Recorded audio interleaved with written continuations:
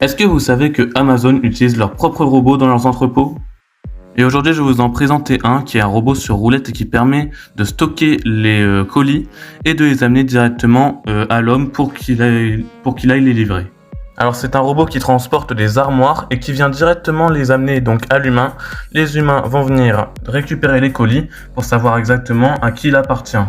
Les robots sont également chargés de ranger les armoires à leurs emplacements grâce à des codes barres qui sont placés sur le sol.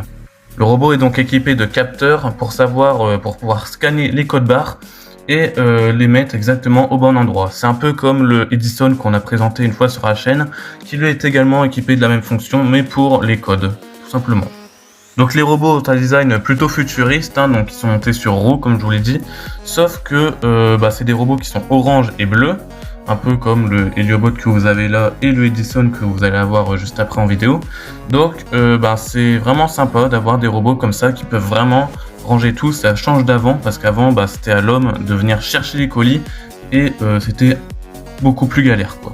Alors pour leur sécurité, les agents sont obligés de porter des gilets pour que les robots les détectent, parce que le robot n'est pas équipé de détecteurs d'obstacles vraiment pour détecter les humains. C'est pour ça que grâce au gilet, le robot peut reconnaître.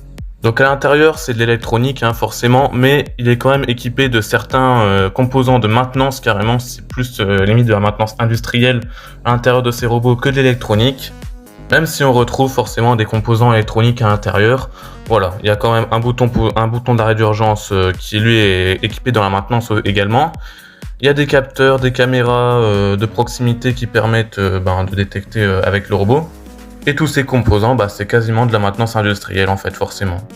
Donc si je vous ai appris quelque chose, n'hésitez pas à liker et à vous abonner. Et on se retrouve pour des prochaines vidéos. Salut, et on vise les 100 abonnés.